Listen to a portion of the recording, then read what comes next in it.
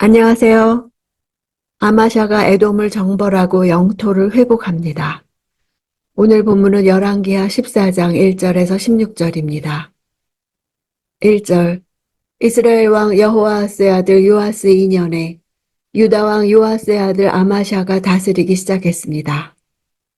같은 시대의 유다 왕과 북이스라엘 왕을 서로 비교하는 이유는 시간적으로 서로 겹치게 구성함으로써 유다와 북이스라엘의 역사가 서로 긴밀히 연결된 하나의 역사임을 보여주기 위함입니다.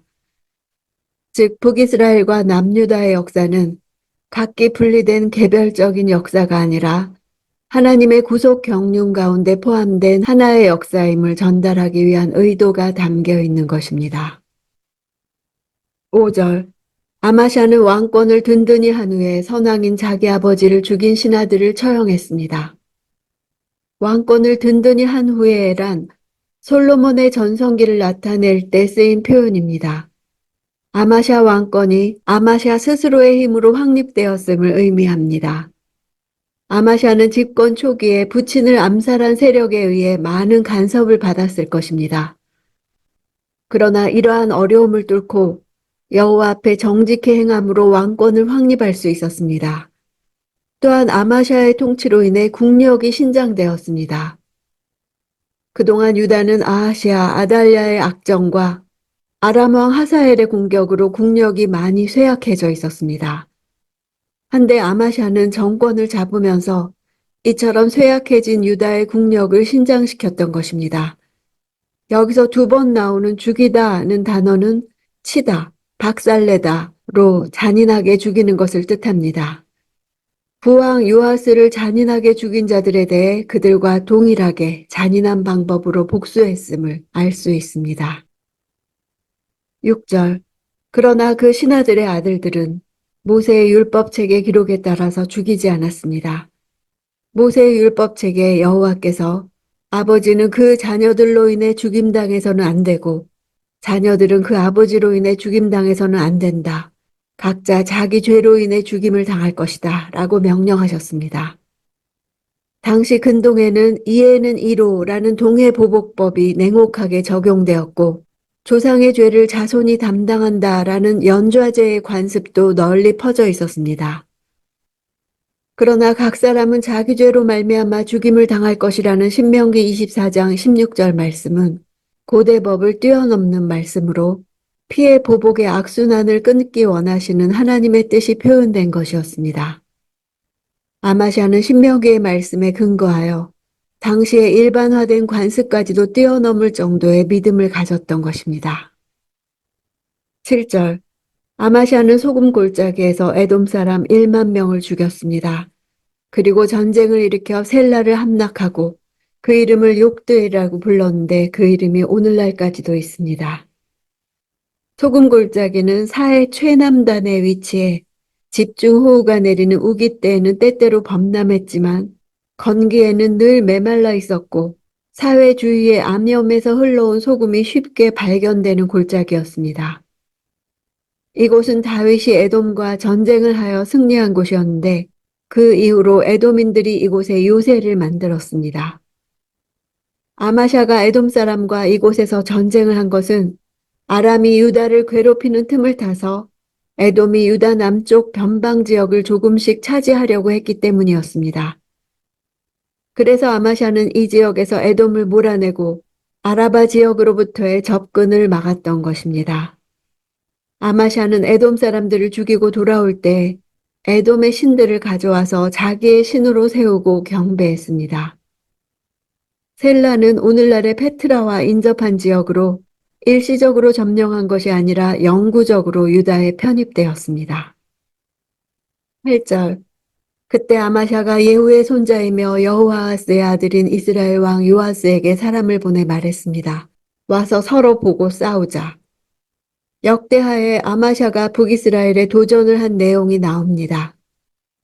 아마샤는 에돔과의 전쟁을 위해 이스라엘 용병들을 고용했다가 하나님의 사람으로부터 이 일이 옳지 않다는 말을 듣고 용병들을 그냥 되돌려 보냈습니다.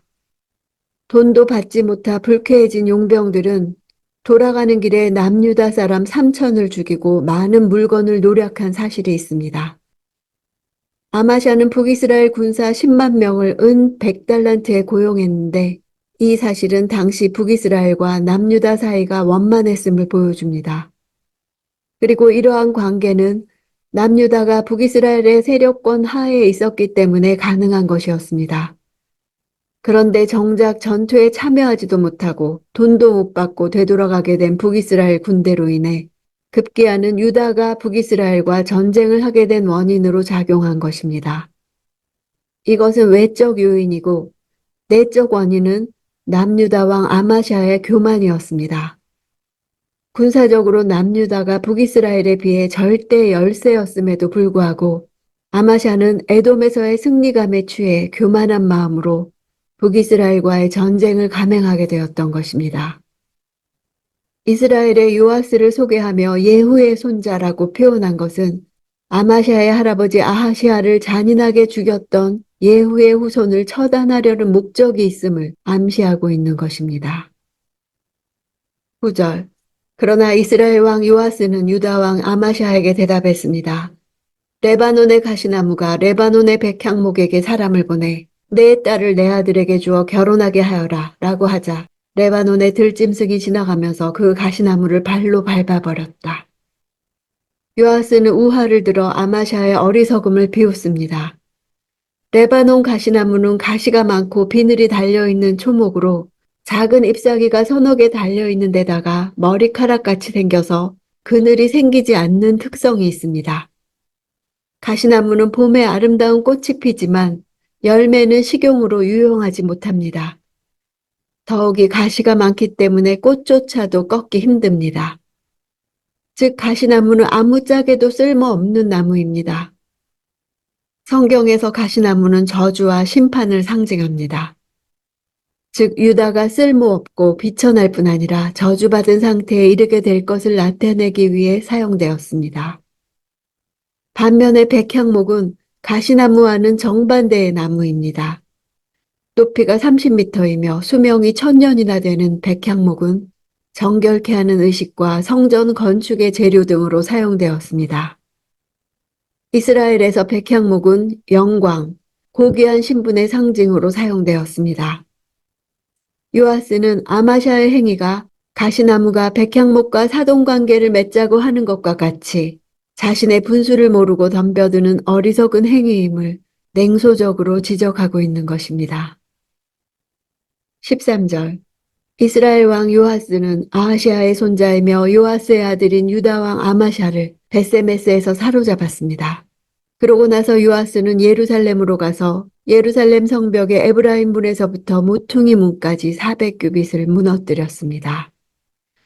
남유다 왕 아마샤가 북이스라엘의 요아스 군대의 포로가 되었다는 것은 큰 수치였습니다. 남유다는 비록 북이스라엘에 비해 영토도 작고 군사적으로도 열세에 있었지만 북왕조와 달리 계속적으로 다윗의 자손들이 왕이 되어 중앙성소인 성전이 있는 예루살렘에서 통치했던 바 왕권에 대한 정통성과 신앙적 권위에서만큼은 우월감을 갖고 있었습니다. 결국 이러한 수치는 왕권의 약화를 가져왔고 아마샤가 반역자들에게 공격을 받게 된 원인 중 하나로 작용했습니다.